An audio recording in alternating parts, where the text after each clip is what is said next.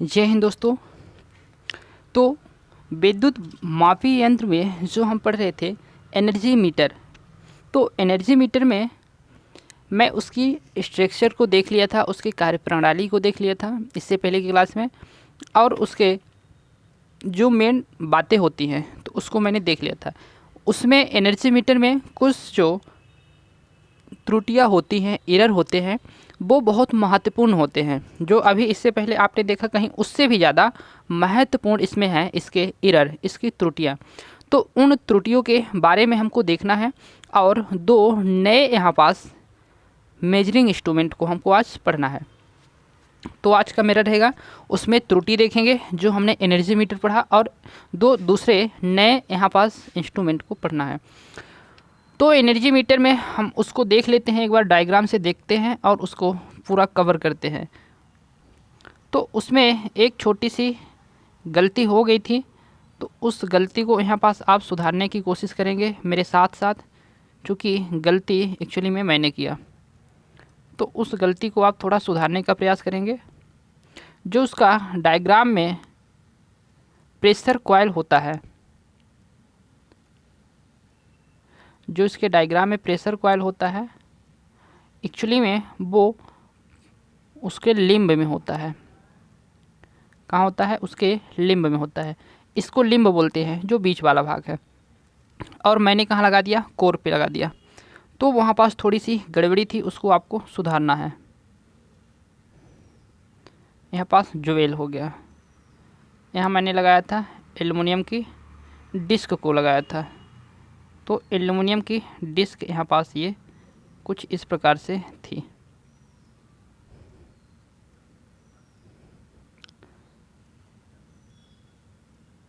ये हो गई अपनी एल्युमिनियम की डिस्क। यहाँ दूसरे हम धातु को लगाए थे, लोह के टुकड़े को, तो यहाँ पास हमने दूसरे लोह के टुकड़े को लगाए थे। और यहाँ हमने ऐसे लगा दिया था फ्रिक्शन के लिए। अब इसमें जो मेन इसकी बाइंडिंग होती है, तो बाइंडिंग इसको हम कैसे करेंगे? तो इसमें जो हम मेन बाइंडिंग करते हैं तो वो होती है कुछ इस प्रकार से। ये होती है इसकी प्रेशर कॉइल। ऐसे इसकी प्रेशर कॉइल होती है। उसकी संरचना को थोड़ा आप चेंज कर लेंगे, क्षमा चाहता हूँ। और ये होती है आपकी करंट कॉइल। तो ये हो गई करंट कॉइल, और दूसरे साइड जो निकलने वाली है करंट कॉइल वो होगी यहाँ पास ये लोड के लिए, और ये आ जाएगी आपको सप्लाई देने के लिए। तो यहाँ से हम दे देंगे क्या? सप्लाई। आपको डायरेक्ट दिख रहा होगा ये समांतर में और ये श्रेणी क्रम में। यहाँ होता है उसका लोड, ये है इसका लोड। अब यहाँ पास हमने क्या किया था कि यहाँ कॉपर की शेडिंग रिंग को भी हमने लगाया था। कॉपर की शेडिंग रिंग को भी मैंने लगा दिया था। ये कॉपर की शेडिंग रिंग होती है, तो कॉपर की शेडिंग रिंग है। ये काम क्या करती है? त्रुटि को कम करती है। कौन सी त्रुटि को कम करती है? तो ये पावर फैक्टर जो होता है, ये पावर फैक्टर कंपनसेटर का कार्य करती है। क्या करती है? पावर फैक्टर पीएफ कंपनसेटर का कार्य करती है। तो ये होगा पावर फैक्टर कंपनसेटर का काम करेगी। तो इसका काम क्या होता है? Power factor compensator. तो पावर फैक्टर कंपनसेटर को ये कम करेगी। देखते हैं आगे चल के, इसी के बारे में पूरा चर्चा करेंगे। ये होता है फ्रिक्शन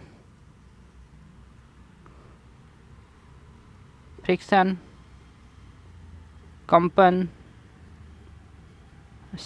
तो ये फ्रिक्शन कंपनसेटर क्या करेगा? फ्रिक्शन को कम करने का यहाँ पास हम लेते हैं। ये हो गया अस्थायी चुंबक। जो अस्थायी चुंबक क्या करते हैं? यहाँ पास एडी करंट करते हैं, एडी करंट उत्पन्न करते हैं, जो कंट्रोलिंग का कार्य करता है, और ये स्पीड को इससे हम कंट्रोल एडजस्ट करते हैं। तो इसको अब समझते हैं कि इसमें जो त्रुटि होती है वो त्रुटि कैसे होती है। तो यहाँ पास अभी एक मैं थोड़ा सा मिस्टेक हो गया था बोलने में हमको, तो इसको भी हम मिस्टेक को सुधारेंगे। मैं ये बोला था कि ये जो अस्थाई चुंबक होते हैं, अस्थाई चुंबक को दूर ले जाते हैं तो इसकी स्पीड बढ़ती है। मैंने ऐसे बोल दिया था कि बढ़ती है, जबकि इसका अपोजिट होगा, दूर ले जाने से स्पीड क्या होती है, घटती है। स्पीड इसकी बढ़ाने के लिए हम इसको पास में लाते हैं। ये दो चीज़ इसमें थोड़ा मिस्टेक हो गई थी, बाय मिस्टेक हो जाता है, तो गलतियाँ होती हैं, स्वाभाविक है।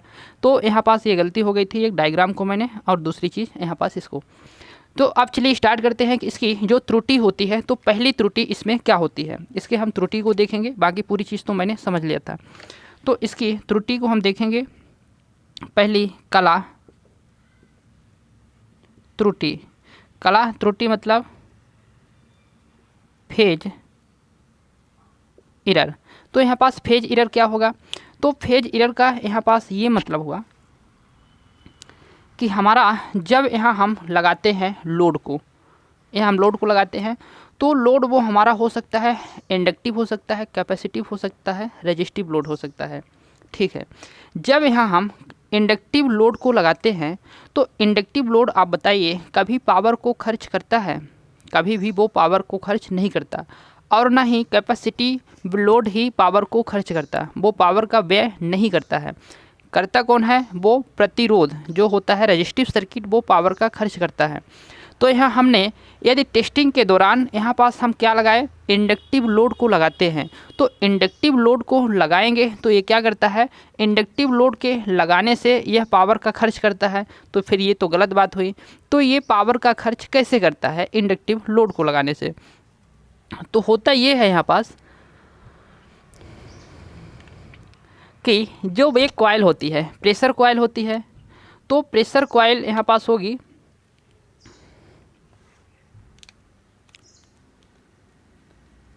तो जो प्रेशर कॉइल होती है, तो प्रेशर कॉइल में क्या होता है, यहाँ पास धारा प्रवाहित होगी, फ्लक्स उत्पन्न होगी।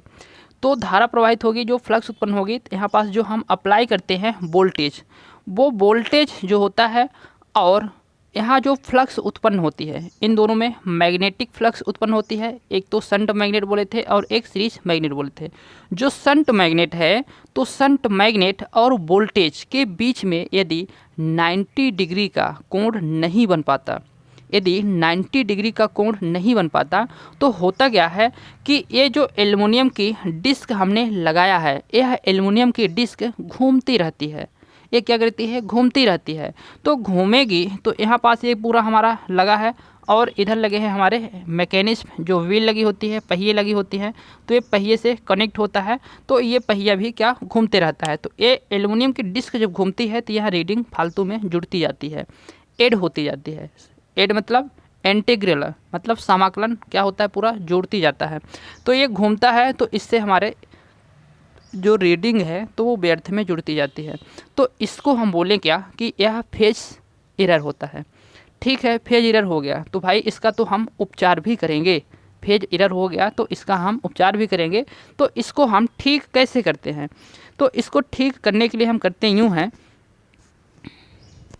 कि जो यहाँ पास हमने लगा दिया क्या, ये कॉपर की शेडिंग रिंग को लगाया है। तो कॉपर की शेडिंग रिंग को जो लगाया है, तो पावर फैक्टर कंपनसेटर जिसको मैंने बोला, तो ये कॉपर की रिंग जो होगी, तो इस त्रुटि को ही ठीक करने के लिए हम यहाँ पास फेज एरर को ठीक करने के लिए हम किसका यूज किए हैं, पास कंपनसेटर, पावर फैक्टर कंपनसेटर, जो कॉपर की एक शेडिंग रिंग होती है। तो इसके लिए मैंने यह यूज किया है। तो ये आपको याद रखना है कि हम फेज कला त्रुटि को कम करने के लिए किसका यूज करते हैं, तो पावर फैक्टर किसका करते हैं, पावर फैक्टर कंपनसेटर का यूज करते हैं। तो पावर फैक्टर कंपनसेटर का यूज करते हैं कला त्रुटि को ठीक करने के लिए। अब इसमें जो दूसरी त्रुटि होगी, वो कौन सी त्रुटि होगी, तो दूसरी त्रुटि को हम लेते हैं यहाँ पास स्पीड त्रुटि को लेते हैं। स्पीड एरर, स्पीड मतलब चाल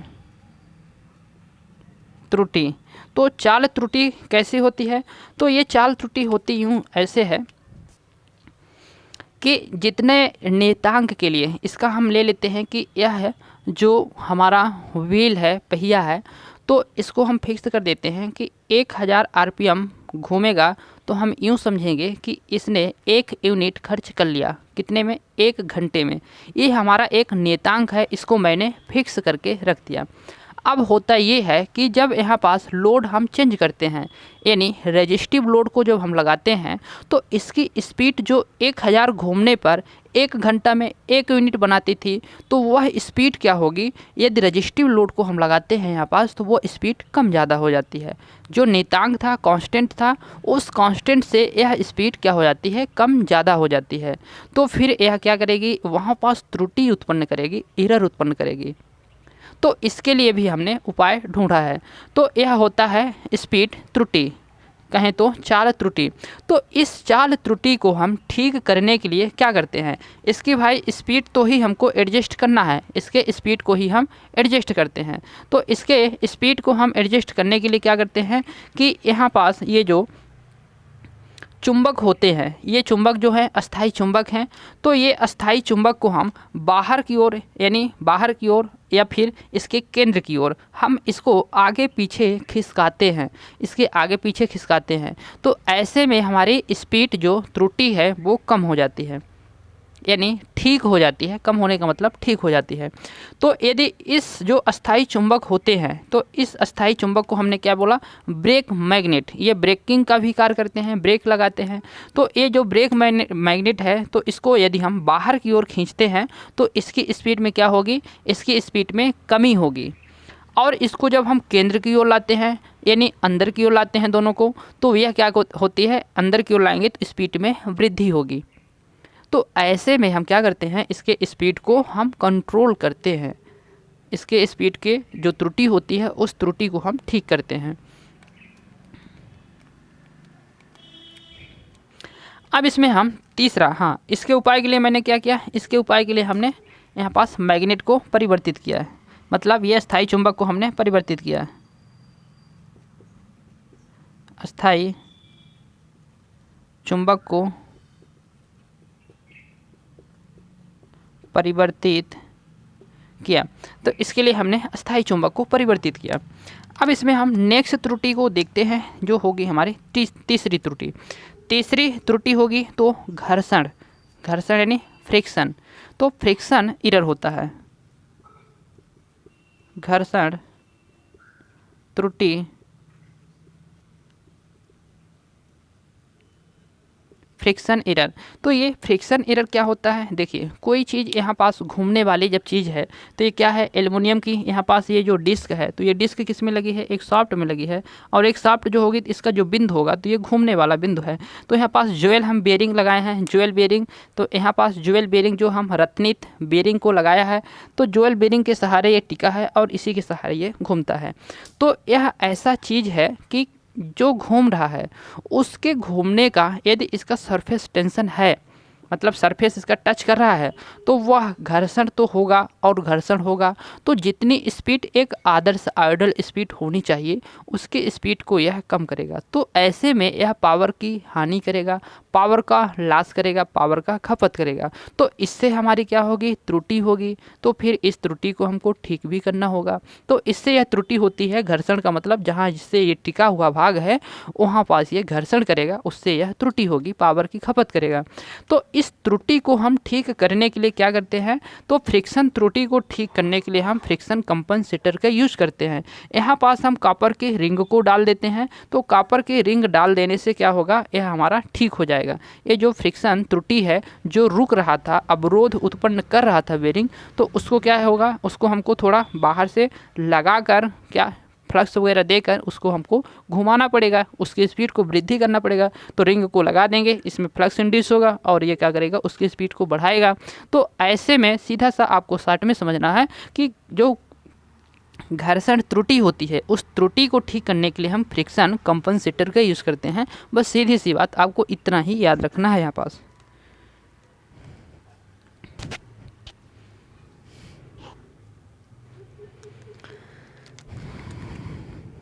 तो घर्षण त्रुटि को ठीक करने के लिए हम क्या करते हैं, यहाँ पास फ्रिक्शन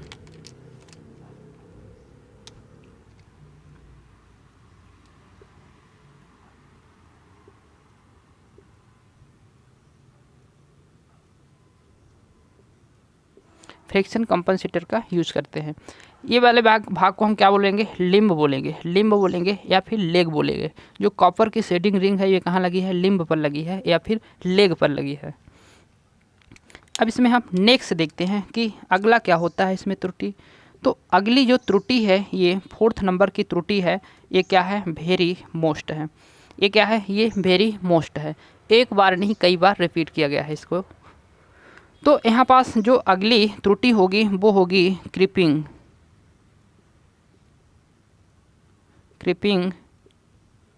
त्रुटि। तो ये क्रीपिंग त्रुटि क्या होती है, क्रीपिंग त्रुटि क्या होती है? देखिए, क्रीपिंग त्रुटि होने के कुछ कारण होते हैं। पहले हम समझते हैं कि क्रीपिंग त्रुटि होती क्या है। जैसे आप क्या करते हैं, यदि आप घर में होंगे, रूम लेके रहते होंगे, या जैसे घर में कहानी ये होती है कि जो आपके यहाँ एनर्जी मीटर लगा होता है, वह एनर्जी मीटर का आपने फ़ैन बंद कर दिया, लाइट बंद कर दिया, पूरा चीज़ बंद कर दिया। और कभी कभी ऐसा शिकायत सुनने को मिलता है कि आपके यहाँ जो एनर्जी मीटर है तो हमने कुछ नहीं यूज किया, इसके बावजूद भी हमारी कुछ ना कुछ बिजली का बिल आ गया। तो वह आखिर खपत हमने किया नहीं, तो वो कहाँ से वो एनर्जी मीटर ने वो एनर्जी का यूज किया? भाई कहीं ना कहीं तो किया होगा, तब वो दर्शाया और तब हमारी बिल आई। तो होता ऐसा है कि जहाँ एनर्जी मीटर लगा है तो ज़रूरी नहीं कि जो कंडक्टर होते हैं हमारे तो पूरे शुद्ध चालक हो, उसमें भी प्रतिरोध होता है। तो प्रतिरोध होगा तो यदि वह चालक जो होगा तो वहाँ तक जो कोई कंडक्टर हो गया, कंडक्टर से आपने जो मीटर हो गया, तो मीटर में यदि लोड ठीक है, सर्किट पूरा नहीं हुआ तो करंट फ्लो नहीं होगी। लेकिन जो कंडक्टर है तो कंडक्टर भी तो कहीं ना कहीं वो पावर की खपत करेगा। तो ऐसे में होता ये है कि जो कंडक्टर है तो पावर की खपत कैसे कर लिया, तो वहाँ लोड जो कंडक्टर लगाया तो वो रजिस्टिव होता है, तो वो पावर की खपत करेगा जब वह लोड वगैरह लगा होगा, सर्किट एक पूरा होगा तब की बात है। यदि ऐसा नहीं होता तो दूसरी कंडीशन में ये हो सकता है कि जो हमारा यहाँ पास एनर्जी मीटर होगा वो कंपन करेगा, कहीं ना कहीं से धीरे धीरे कंपन करेगा। तो कंपन करने से वो क्या होता है, उसकी जो व्हील होती है, पहिया होती है, वह घूम जाती है। तो ऐसे में वो रीडिंग को दर्शा दिया और वहाँ पास रीडिंग देखने वाले आए और उसको नोट कर लिए, कंपन की वजह से हो जाता है। या फिर दूसरा चीज़ ये हो सकता है कि एक जो होता है स्ट्रे मैग्नेटिक फील्ड, भटका हुआ चुंबकीय क्षेत्र या पथ भ्रष्ट। तो इसका क्या मतलब हुआ, तो ये जो मैग्नेटिक क्षेत्र है तो ये कहीं से आके इसमें क्या हुआ, इस एल्युमिनियम की डिस्क में बाहर से कहीं चुंबकीय क्षेत्र आके एल्युमिनियम की डिस्क को घुमा दिया। तो इसके वजह से भी वो घूमेगा और घूमेगा तो यहाँ रीडिंग को नोट करेगा ही, दर्शाएगा ही, वो रजिस्टर करेगा ही। तो ये हो सकता है कारण। या फिर इसमें और जो कारण हो सकता है तो वोल्टेज का अचानक सा बढ़ जाना, अति वोल्टेज के कारण भी हो सकता है। ये जो दिक्कत आती है, त्रुटि होती है, तो ये अचानक वोल्टेज के बढ़ने के कारण भी हो सकता है।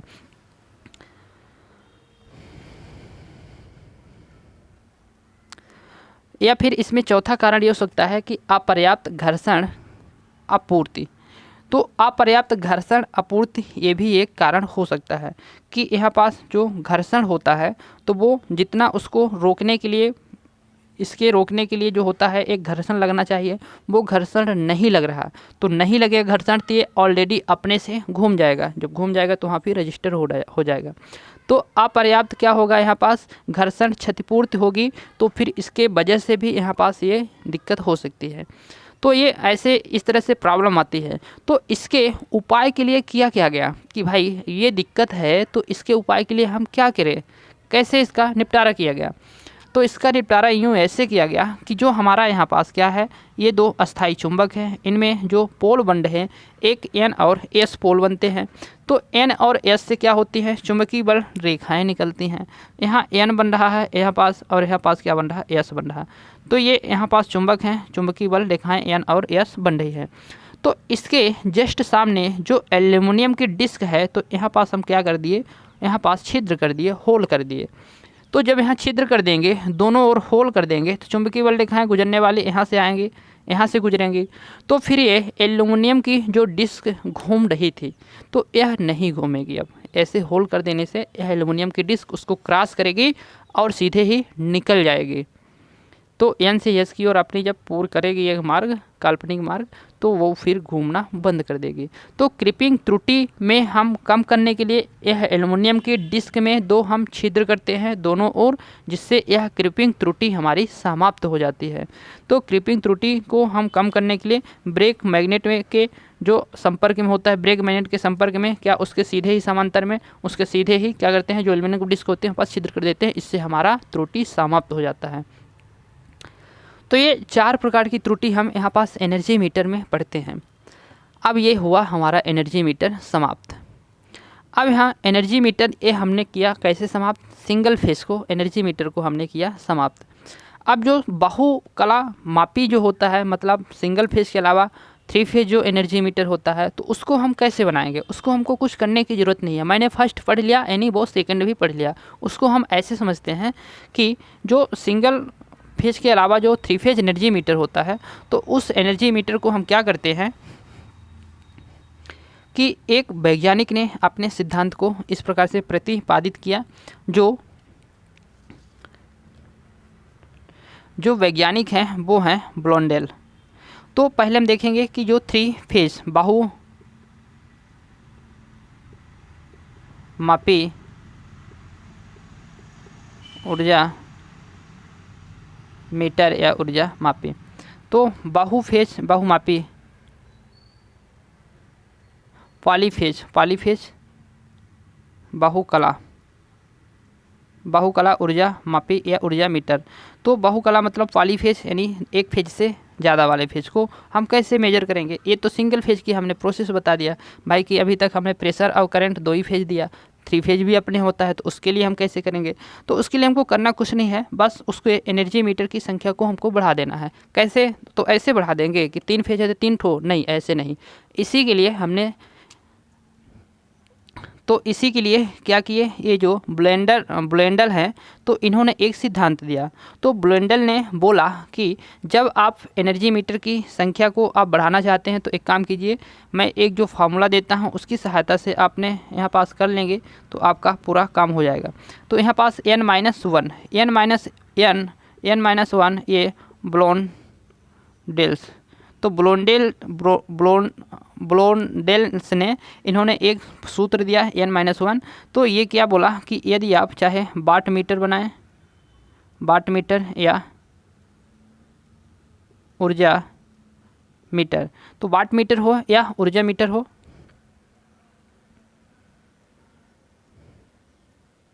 वाट मीटर हो या ऊर्जा मीटर हो, तो उसमें जब एक फेज से ज़्यादा फेज के लिए आपको बनाना है, तो आप एक काम कीजिए, n-1, n मतलब क्या है, ये तार की संख्या है, मतलब 1 फेज 2 फेज 3 फेज ये जो तार होते हैं, तो तार की संख्या को दर्शाता है। तो यदि आप यहाँ पास 3 फेज के लिए आप करना चाहते हैं, 3 फेज के लिए और 3 वायर के लिए आप यूज करना चाहते हैं एनर्जी मीटर, तो कितना करेंगे, तो इस फार्मूले को रख दीजिए।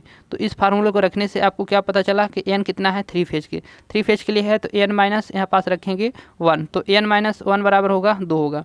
तो यहाँ पास हम वाट मीटर वहाँ पास या ऊर्जा मीटर कितना लगाएंगे, वहाँ पास हम 2 ऊर्जा मीटर इसी प्रकार से लगा देंगे। तो 3 फेज हमको मापने के लिए, 3 फेज 3 वायर मापने के लिए हमने 2 वहाँ पास ऊर्जा मीटर को लगा दिया। तो इसको आपको याद रखना है कि n-1 है, तो ब्लोंडेल्स ने वाट मीटर या ऊर्जा मीटर के लिए यह सिद्धांत दिया।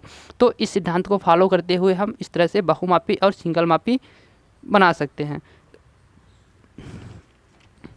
अब इसमें हम देखते हैं कि जो एक नया इक्विपमेंट पढ़ने वाले हैं वो है फ्रीक्वेंसी मीटर, जो अक्सर आपने सुनते रहते हैं कि अपनी जो फ्रीक्वेंसी है 50 हर्ट्ज होती है अपने इंडिया में। तो उस फ्रीक्वेंसी मापने के लिए हमने क्या किया, मीटर बनाए होंगे, तब तो हमको पता चला कि हाँ फ्रीक्वेंसी मीटर भी होता है कुछ करके। तो फ्रीक्वेंसी मीटर को अब हम पढ़ेंगे कि फ्रीक्वेंसी मीटर हम कैसे बनाते हैं। तो फ्रीक्वेंसी मीटर को हम पढ़ेंगे, इसको हम करते हैं इरेज। ये जो एनर्जी मीटर है, तो एनर्जी मीटर यहाँ पास हुआ समाप्त।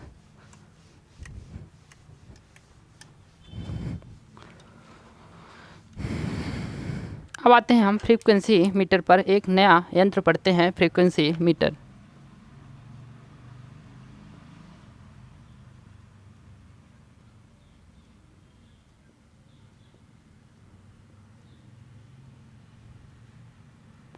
आवृत्ति मापी, तो ये फ्रीक्वेंसी मीटर, ये कैसे हम इसको बनाते हैं? तो ये जो फ्रीक्वेंसी मीटर क्या करता है, ये फ्रीक्वेंसी आवृत्ति को मेजर करता है। जो आपने घरों में आवृत्ति आती है उसको मेजर करता है, तो उसको ये मेजर करता है। लेकिन मेजर करने के लिए हम और यंत्र का यूज करते हैं। जैसे आपका यहाँ पास हो गया CRO के द्वारा भी हम फ्रीक्वेंसी का मेजर करते हैं।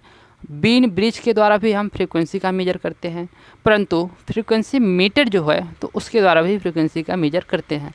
तो फ्रीक्वेंसी मीटर यहाँ पास जो हम लोग ITI में प्रैक्टिकली करते हैं या फिर ज़्यादातर अपने घरों में, तो वो मीटर जो होता है तो उसके बारे में हमको जानना होता है। जो डिजिटल होता है तो CRO वगैरह डिजिटल होता है, तो उसमें अपन लोग हम नहीं ज़्यादा प्रयास करते। हम प्रयास पढ़ते हैं, जो प्रयास करते हैं, प्रैक्टिकल करते हैं, वो होता है हमारा फ्रीक्वेंसी मीटर। तो उसके बारे में हमको जानना ज़रूरी होता है। तो फ्रीक्वेंसी मीटर जो होता है तो ये क्या करेगा, फ्रीक्वेंसी को मेजर करेगा। अब जो फ्रीक्वेंसी मीटर होते हैं ये भी हमारे दो प्रकार से होते हैं। फ्रीक्वेंसी मीटर भी हमारे दो प्रकार से होते हैं। एक तो हमारा फ्रीक्वेंसी मीटर हमारा यहाँ 6 प्रकार से होगा। कितने प्रकार से होगा? 6 प्रकार से होगा। और बहुत सारे प्रकार से बनाते हैं, परंतु जो अपन के बुक में है वो 6 प्रकार से फ्रीक्वेंसी मीटर को यहाँ पास बताया गया है। तो फ्रीक्वेंसी मीटर को हम 6 प्रकार से यहाँ पास देखते हैं, वो कौन कौन से प्रकार के होते हैं। तो यहाँ पास एक देखेंगे हम mechanical,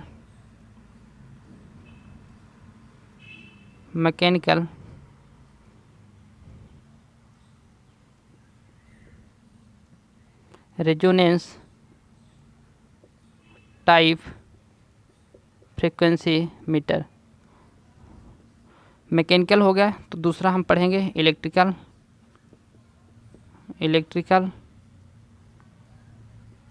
resonance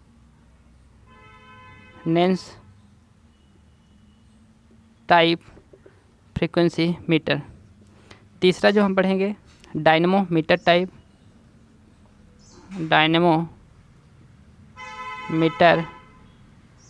type frequency meter. चौथा जो हम पढ़ेंगे western type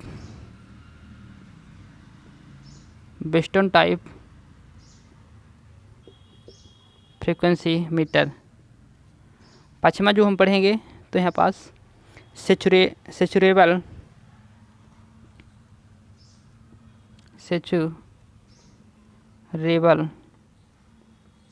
type frequency meter. और छठवां जो पढ़ेंगे हम रेशियो टाइप फ्रीक्वेंसी मीटर। तो इसको सेचुरेबल कोर लिखते हैं, सेचुरेबल कोर। तो इसको हम सेचुरेबल को क्या लिखते हैं, संतृप्त। कोर को क्रोड या क्रोड प्रकार का फ्रीक्वेंसी मीटर। रेशियो को अनुपातिक प्रकार का फ्रीक्वेंसी मीटर। वेस्टर्न को वेस्टर्न ही लिखेंगे, वेस्टर्न प्रकार का फ्रीक्वेंसी मीटर। डायनेमोमीटर को डायनेमो, इलेक्ट्रिकल को विद्युत, रेजोनेंस मतलब अनुनाद, विद्युतीय अनुनाद टाइप, और मैकेनिकल को यांत्रिक अनुनाद टाइप। तो इस प्रकार से हम 6 प्रकार से यहाँ पास फ्रीक्वेंसी मीटर को देखते हैं। लेकिन हमको पढ़ना कितने प्रकार से है? यहाँ पास पढ़ना हमको मेन रूप से है 2 ही प्रकार से, एक मैकेनिकल और एक इलेक्ट्रिकल। तो पहले हम मैकेनिकल को देखते हैं। जो इम्पोर्टेंट रहेगा वही हम आपको बताएंगे, ज़्यादा परेशान नहीं करेंगे। पूरा आता नहीं है, पूरे के बारे में आपको यहाँ परेशान नहीं होना है, जो रहेगा वही बताएंगे। तो हम मैकेनिकल के टाइप जो फ्रीक्वेंसी मीटर होता है उसके बारे में हम समझते हैं कि कैसे होता है मैकेनिकल टाइप फ्रीक्वेंसी मीटर। इसको आप स्क्रीनशॉट ले सकते हैं या फिर नोट कर लिए होंगे, नहीं किए होंगे तो PDF मेरे टेलीग्राम में अवेलेबल है।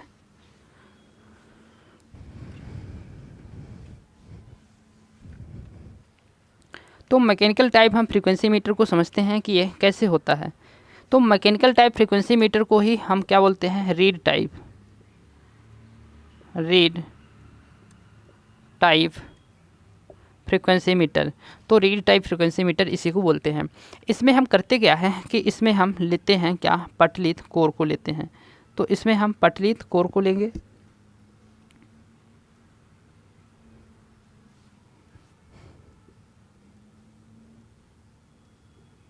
लेमिनेटेड पतली कोर को हम यहाँ लेते हैं और इस पतलित कोर को हम क्या करेंगे, इस प्रकार से हम बना लेंगे।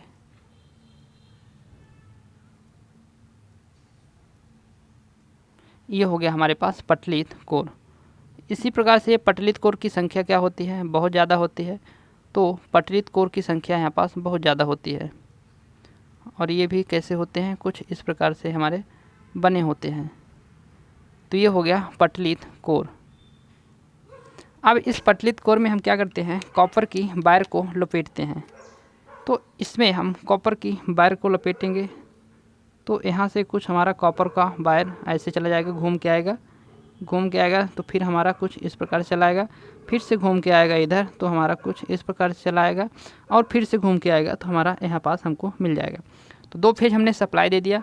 तो यहाँ पास जब हम इस लेमिनेटेड कोर को सप्लाई देते हैं तो यहाँ बनता क्या है, तो यहाँ क्या बनेगा, आप सप्लाई देंगे AC सप्लाई तो विद्युत चुंबक बनेगा। क्या बनेगा, विद्युत चुंबक। तो इलेक्ट्रोमैग्नेट यहाँ पास बनता है। यहाँ पास इलेक्ट्रोमैग्नेट ये बन गया। अब इस इलेक्ट्रोमैग्नेट के ऊपर हम क्या करते हैं, पतली पतली पट्टी को, 2 पट्टी को हम रखते हैं। तो जो हम 2 पतली पट्टी को रखेंगे वो पट्टी हमको दिखेगी कैसे, तो वो पट्टी कुछ इस प्रकार से दिखती है। उसको हम बनाते हैं डायग्राम में। तो वो पट्टी हमको दिखेगी कुछ इस प्रकार से।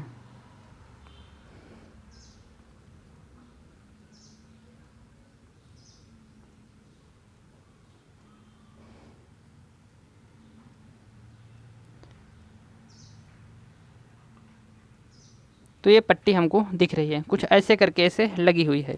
इसको हम बड़े आकार में देखें तो ये हमको ऐसे दिखती है।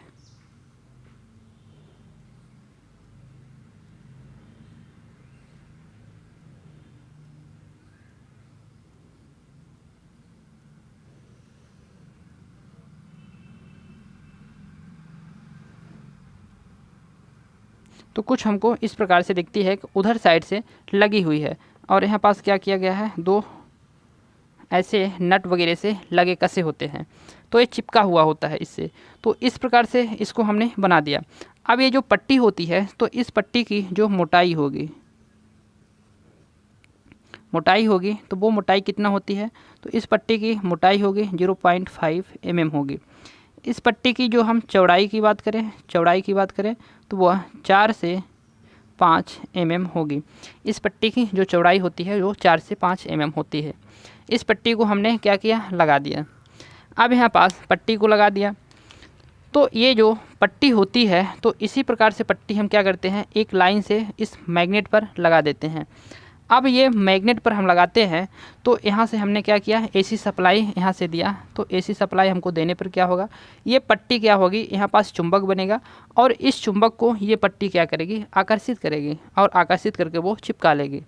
तो इसको हम देखते हैं कि जो इसी प्रकार से बहुत सारी पट्टियाँ लगी हुई हैं तो वो पट्टी हम कैसे देखेंगे कि कितनी सारी लगी हैं। तो यहाँ हम कुछ संख्या में दर्शा लेते हैं कि वो पट्टी हमारी कुछ इस प्रकार से लगी हुई है।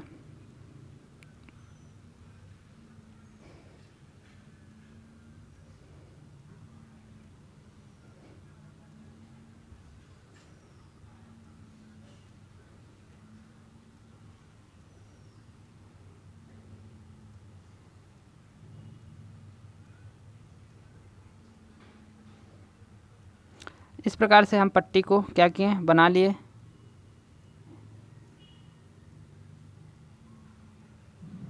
ये हमारी हो गई पट्टी। 1 2 3 4 5 6 7 पट्टी की संख्या को हम बढ़ा लेते हैं 8 और इधर हो गया 9। तो इस प्रकार से मैंने कितना, 9 पट्टी ले लिया। ये पूरी बराबर है, कैसे हैं, बराबर है। अभी पूरा साइज में बराबर है, भले ही मेरे चित्र में इधर साइड बड़ा दिख रहा है इधर छोटा, लेकिन ये एक्चुअली में क्या है, पूरे बराबर हैं। अब इस पट्टी को हम क्या करते हैं, इस पट्टी में हम लिख देते हैं कि यदि भाई तुम्हारे यहाँ से हम जो सप्लाई देते हैं वो सप्लाई देते हैं कैसी, AC सप्लाई देते हैं। तो AC सप्लाई देने पर हमारी जो एक साइकिल होगी तो एक साइकिल कुछ इस प्रकार से दिखेगी। अब यहाँ एसी सप्लाई में ये जीरो पर है, मान लेते हैं करंट यहाँ से फ्लो हो रही है, तो उस करंट का मैग्नीट्यूड जो है, परिमाण है, वो कितना है, 0 है। अब ये करंट धीरे धीरे क्या होगी, अपने जीरो के मान से यह बढ़ेगी, जीरो के मान से बढ़ेगी। तो इसमें जब करंट का मान बढ़ेगा तो उसमें जो चुंबकीय क्षेत्र का मान है वो फ्लक्स का मान भी बढ़ेगा। तो जब चुंबकीय क्षेत्र का मान बढ़ेगा, फ्लक्स का मान बढ़ेगा, तो ये पट्टी को धीरे धीरे अब क्या होगी, ये आकर्षित करना चालू कर देगी। ये पूरा जो है, पूरा भाग इस पट्टी को आकर्षित करना चालू कर देगी। तो यही पट्टी हमने यहाँ पास ये पूरा लगा दिया।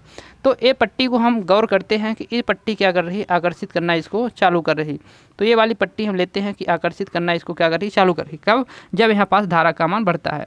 जब धारा का मान बढ़ेगा तो पट्टी आकर्षित होगी। अब यहाँ पास फ्लक्स क्या होता है, मैक्सिमम बनता है। कब, जब धारा मैक्सिमम होगी तो फ्लक्स भी हमारा क्या होगा, मैक्सिमम बनेगा।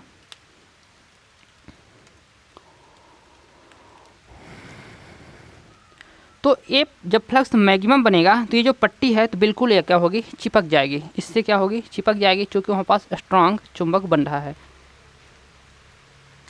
1 सेकेंड।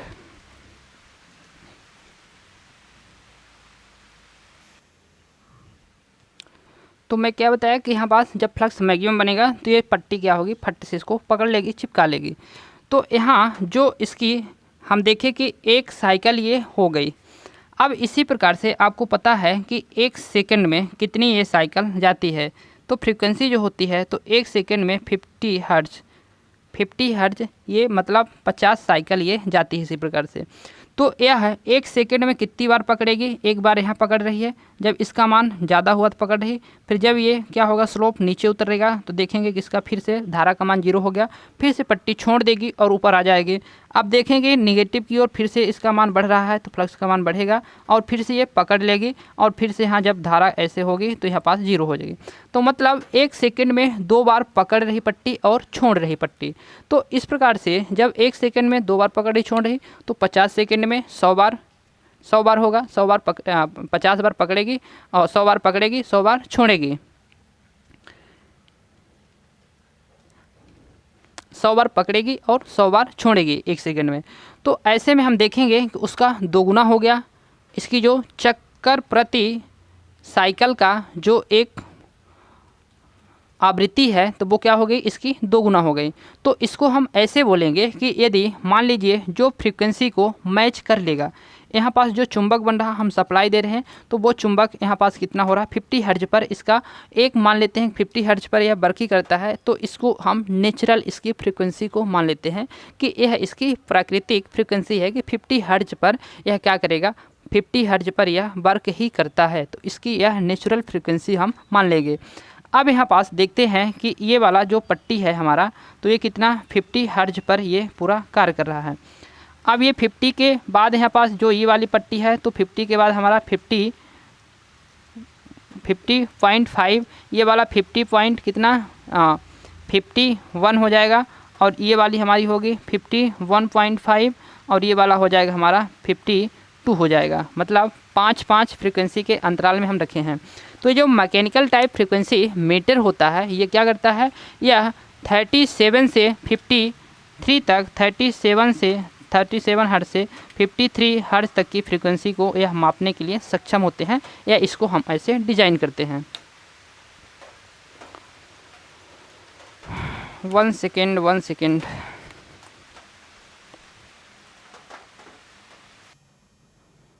तो दोस्तों हम स्टार्ट करते हैं। एक्चुअली में थोड़ा प्रॉब्लम हो गई थी, पानी आ गए थे, बाहर वीडियो बना रहा था तो अंदर ला लिया हूँ।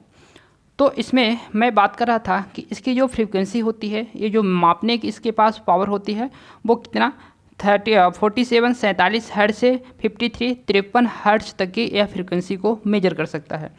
तो इसमें जो 50 हर्ट्ज की फ्रीक्वेंसी है तो उस फ्रीक्वेंसी को जब यह मेजर करेगा तो यहाँ मैं देखा कि 50.5, 51, 51.5, 52, इधर भी बढ़ा लेंगे तो 53 तक हम उसको पहुंचाएंगे।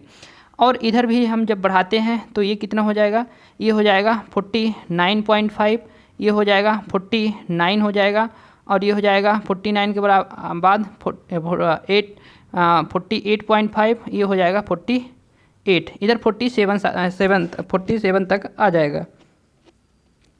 तो यहाँ पास जब इसकी नेचुरल फ्रीक्वेंसी के बराबर यह इसकी जो फ्रीक्वेंसी है, इसकी नेचुरल फ्रीक्वेंसी कितनी ले लिए, 50 हर्ट्ज ले लिए।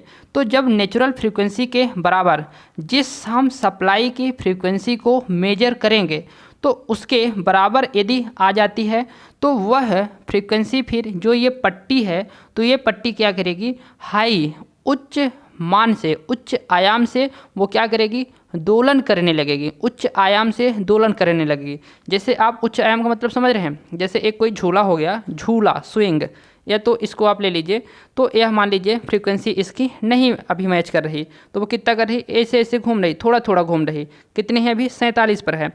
अब ले लेते हैं कि ये 50 पर आ जाएगी, इसकी जितनी नेचुरल फ्रीक्वेंसी उसके फ्रीक्वेंसी के बराबर फ्रीक्वेंसी आ रही, तो ये जो पट्टी है तो हमारी उच्च आयाम से ऐसे ऐसे धक्का ऐसे ऐसे फटाफट घूमने लगेगी, तो हमको वह उच्च स्पीड से घूमते हुए दिखाई देगी। तो हमारी आँखों को कैसे दिखाई देगी फिर वो, कि वह हाई स्पीड से दोलन कर रही, तो इसकी आवृत्ति यहाँ होगी, वो फटाफट ऐसे ऐसे घूमने लगेगी। तो इसकी जो आवृत्ति हो जाएगी तो कुछ इतनी बड़ी हो जाएगी, इतनी बड़ी हमको दिखाई देने लगी, मतलब उच्च आवृत्ति से यह क्या करेगी, उच्च ऑसिलेशन से, दोलन से यह आगे पीछे इसका आयाम जो होगा तो उच्च हो जाएगा, उच्च आयाम से यह क्या करेगी, दोलन करने लगेगी।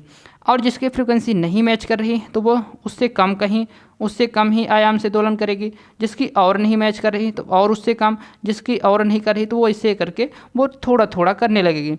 और इसके पास वाली यदि इसके पास में है तो वो थोड़ा अधिक से, और थोड़ा मिल रही, थोड़ा नहीं मिल रही तो उससे थोड़ा अधिक से, और इससे भी कम मिल रही तो थोड़ा और कम आयाम से दोलन करेगी, और कम मिल रही तो कम आयाम से।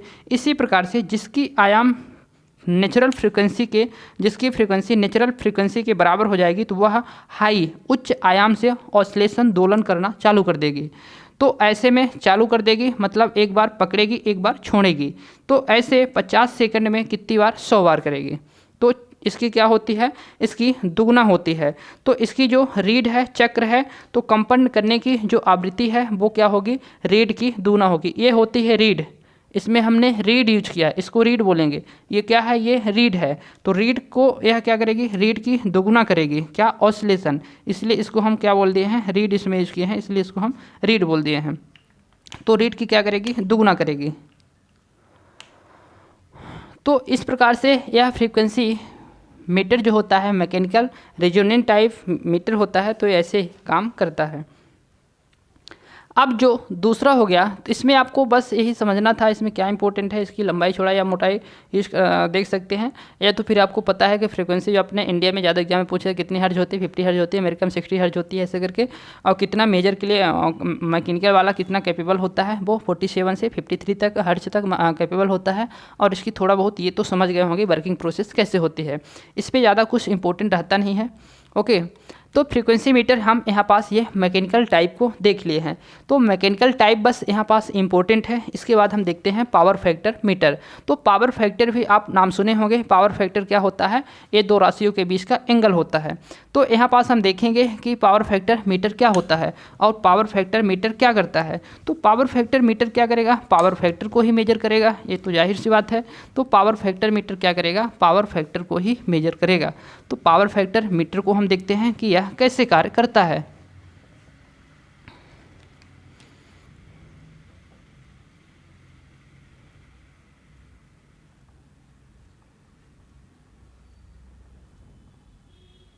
पावर फैक्टर मीटर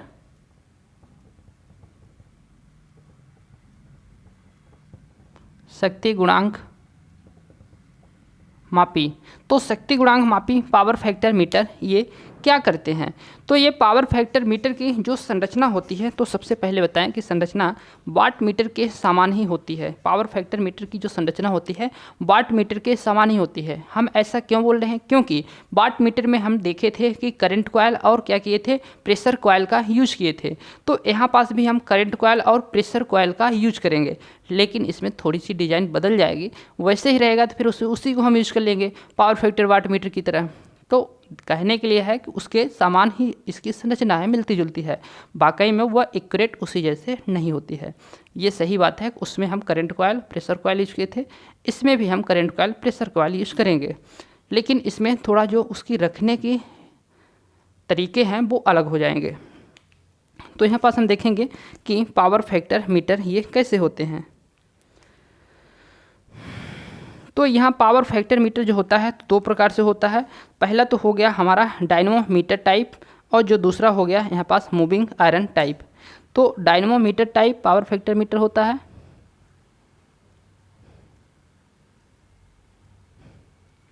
और यहाँ पास moving iron type power factor meter होता है। वीडियो दिख रहा है?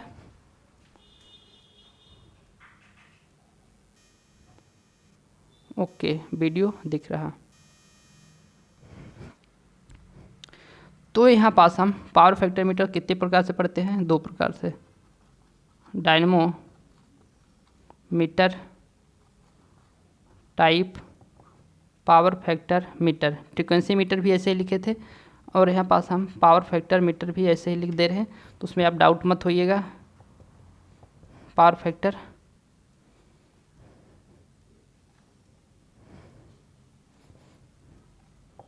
पावर फैक्टर मीटर, चलिए अलग लिख दिया। और दूसरा होता है moving iron type power factor meter. तो moving iron type power factor meter ये दो प्रकार से होते हैं। तो यहाँ पास हम देख लेते हैं कि डायनमोमीटर टाइप जो पावर फैक्टर मीटर होता है ये कैसे होता है। तो दूसरा हम पहला देखेंगे डायनमोमीटर टाइप पावर फैक्टर में। तो इसमें हम dynamometer type power factor metre में क्या करते हैं, पहले तो हम करंट कॉइल को ले लेते हैं। तो करंट कॉइल जो होती है हमारी कुछ इस प्रकार से दिखती है, और यहाँ पास जो करंट कॉइल होगी वो कितनी होगी? 2 होगी। यहाँ 2 हम करंट कॉइल को लेते हैं। अब करंट कॉइल के साथ साथ हम क्या ले लेते हैं, यहाँ पास प्रेशर कॉइल लेते हैं। तो प्रेशर कॉइल देखने में हमारी कुछ इस प्रकार से दिखेगी, और यह एक दूसरे के क्या होती है, यहाँ पास 90 डिग्री के एंगल पर ये एक दूसरे के 90 डिग्री एंगल पर ये रखी होती है। तो ये कॉइल जो हो गई तो हमारी क्या हो गई? प्रेशर कॉइल हो गई। अब प्रेशर कॉइल में हम क्या करते हैं कि यहाँ शुद्ध प्रतिरोध को हम जोड़ते हैं। तो शुद्ध प्रतिरोध को हम यहाँ पास जोड़ेंगे, और इसके बाद हम यहाँ पास क्या करेंगे? शुद्ध इंडक्टर को हम जोड़ देंगे। शुद्ध इंडक्टर को हम यहाँ जोड़ देते हैं। तो इस प्रकार से जोड़ के इसको हम यहाँ ला लेते हैं, और यहाँ से हम देंगे इसको क्या? सप्लाई देंगे। तो इसको हम सप्लाई देंगे यहाँ से, और इसको एक ये हो गई और एक ये हो गई। इसको हम मान लेते हैं ए, और इसको मान लेते हैं बी। तो ये दो हमारे पास क्या हो गई? यहाँ पास प्रेशर कॉइल। इसको हम बोलेंगे क्या? ये प्रेशर कॉइल है, प्रेशर कॉइल। और ये क्या है? इसको हम यहाँ पास लिख दें, अच्छा लगता है।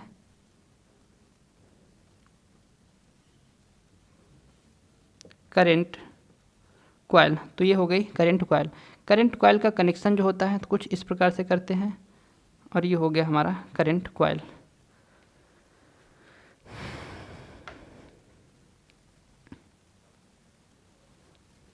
ये होगा करंट कॉइल। इसको हम लोड को दे देंगे, और यहाँ से हम इसको सप्लाई दे देंगे, सप्लाई, और यहाँ पास हम लोड को लगा देंगे।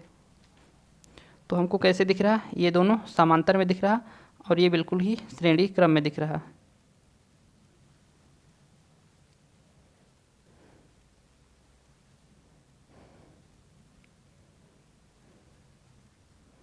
One mistake. तो वन मिस्टेक क्या है इसमें? करंट कॉइल को हम कुछ इस प्रकार से जोड़ते हैं।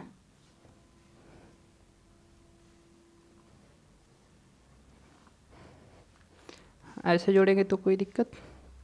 ये हमारा दिख रहा सीधे ही समांतर में, और करंट कॉइल यहाँ से यहाँ श्रेणी में दिख रही है, और यहीं से हम ले लेंगे लोड को। तो लोड को हम इसको यहाँ से भी ले सकते हैं, लोड को। ऐसे में हमारी यहाँ से श्रेणी कॉइल हो गई ये। ओके, ये दिख रही हमको कहाँ? लोड में दिख गई। ठीक है।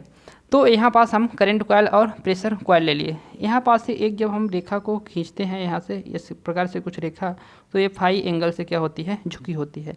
लेकिन इस रेखा के लंबवत हम देखते हैं तो हमको एक मिलता है 90 डिग्री। तो 90 डिग्री के यहाँ पास मिलेगा आपको एक लंबवत रेखा, तो उसको हम 90 डिग्री के कोण पर हम कह देंगे कि यह कितने डिग्री के कोण पर है? 90 डिग्री के कोण पर है। और ये जो रेखा होती है इसको हम सीधे क्या? पॉइंटर। ये जो होता है तो यहाँ पास हम कैसे बना रहे हैं? ये बना रहे हैं सूचन मापी संकेतक मापी इंडिकेटिंग इंडिकेटिंग टाइप का। तो यहाँ पास ये होगा हमारा इसका पैमाना होगा। अब जो पावर फैक्टर मीटर होता है यदि रजिस्टिव लोड पर होगा तो उसका किस पर दर्शाएगा? तो रजिस्टिव लोड में पावर फैक्टर मीटर जो होता है वो कितने दर्शाता है? वो यूनिटी को दर्शाता है, 1 ओम को दर्शाता है। तो वह यूनिटी दर्शाएगा। यदि वह क्या होता है, इधर साइड हमारा होगा लैग और इधर साइड हमारा होगा ये लीड। तो लीड में किस में दिखाता है? कैपेसिटर के यदि लोड है तो वह लीडिंग करेगा और इंडक्टर का यदि लोड है तो वह लैग करेगा, पश्चिमगामी होगा और ये अग्रगामी होगा। पश्चिमगामी हमारा प्रेरकत्व में और अग्रगामी हमारा संधारित्र में।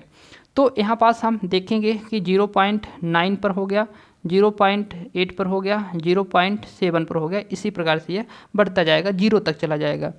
और इसी प्रकार से यहाँ देखेंगे 0.9, 0.8, 0. यहाँ पास 7, तो 0.7 हो जाएगा और इसी प्रकार से ये भी इधर बढ़ता जाएगा। तो यदि हम लोड को जैसे लगाएंगे वैसे हमारा इधर साइड ये क्या करेगा? डिफ्लेक्ट करेगा। इसमें कंट्रोलिंग के लिए हम कोई स्प्रिंग का यूज़ नहीं करते हैं। ये जो कॉइल होती हैं तो इसमें क्या कॉइल होंगी जो, तो ये कॉइल क्या करेंगी कि एक दूसरे को अट्रैक्ट करेंगे और एक दूसरे को रिपल करेंगे। यहाँ पास जो ये प्रेशर कॉइल है तो इस प्रकार से इसको ये क्या करती हैं? कंट्रोल भी करती हैं, एक दूसरे को अट्रैक्ट और रिपल करके यह एंगल का मान चेंज करती हैं। एंगल का मान चेंज करेंगे तो इससे यह क्या होगा? कंट्रोल भी होगा। इसमें कंट्रोल के लिए हम किसी प्रकार का स्प्रिंग का यूज नहीं किए हैं। ये आपका होता है प्रतिरोध। कैसा प्रतिरोध? ये शुद्ध प्रतिरोध हो गया और ये हो गया शुद्ध प्रेरक। तो ये शुद्ध प्रेरक हो गया। तो ये शुद्ध प्रतिरोध और शुद्ध प्रेरक ये भी हमारी क्या है? करंट कॉइल ही है, यह भी सीसी ही है। इसमें जो प्रेशर कॉइल होती है तो समांतर में लगी होती है और जो करंट कॉइल होती है श्रेणी में लगी होती है। सब पुरानी बात है, ये बताने योग्य बातें है नहीं, कई बार इसको मैंने बता चुका हूँ। तो मेन इसमें है क्या? मेन इसमें है कि प्रेशर कॉइल के मध्य के जो कोण होते हैं वो कितना होता है? 90 डिग्री पर होता है। तो प्रेशर कॉइल के जो कोण होता है वो कैसा होता है? 90 डिग्री पर होता है। इसमें जो लोड होता है, लोड करंट, लोड जिस ओर इसका लोड ज़्यादा बढ़ेगा, यदि लोड इसका इंडक्टिव की ओर ज़्यादा बढ़ता है तो यहाँ लोड लगाने पर इंडक्टिव की ओर ज़्यादा बढ़ता है तो वह क्या करेगी? लैग करेगी, ये उसी की ओर झुक जाएगा ये एंगल। और यदि लोड हमारा रजिस्टिव की ओर बढ़ता है, रजिस्टिव के लिए तो यूनिट ही रहेगा, कैपेसिटिव की बढ़ता है तो वो कैपेसिटिव के लिए ये एंगल क्या होगा? इधर की ओर झुकेगा। तो ये डिफ्लेक्टर जो हमारा है पॉइंटर है तो हमारा इधर की ओर शो करके दिखा देगा। इसमें ज़्यादा कुछ इंपॉर्टेंट चीज़ें नहीं हैं। इसमें जो है तो बस इतना ही है कि यह डायनेमोमीटर टाइप होता है और मूविंग आयरन टाइप होता है। पावर फैक्टर मीटर 2 प्रकार से और इसकी संरचना कुछ इस प्रकार से होती है। इसमें दो जो पावर फैक्टर, इसमें जो प्रेशर कॉइल होती है तो प्रेशर कॉइल के श्रेणी क्रम में एक प्रतिरोध को लगाते हैं और एक तो हम दूसरे प्रेशर कॉइल के श्रेणी क्रम में हम क्या लगाते हैं? यहाँ पास इंडक्टर को लगाते हैं। ये चीज़ लगाते हैं, आपसे ये याद रखिएगा कि इसको हम लगाते ही हैं, तभी ये हमारा जाके पाठ्यांक को दर्शाएगा। तो पावर फैक्टर मीटर में भी इतना ही आप जानिए, ज़्यादा इसमें ज़्यादा कुछ इंपॉर्टेंट है नहीं, पढ़ाना भी व्यर्थ है क्योंकि इससे संबंधित ज़्यादा कुछ नहीं पूछे जाते। जो आपको बताया उतना ही आपके लिए इम्पोर्टेंट है। तो आज के लिए बने रहे आप अभी तक, इसके लिए बहुत बहुत धन्यवाद। आपको काफ़ी समझ में आया होगा, कुछ न कुछ तो पहले से नया सीखने को मिला होगा, ऐसा उम्मीद है। तो आप ऐसे ही बने रहिएगा। आपके लिए लाते हैं नेक्स्ट क्लास में नेक्स्ट वीडियो। ओके।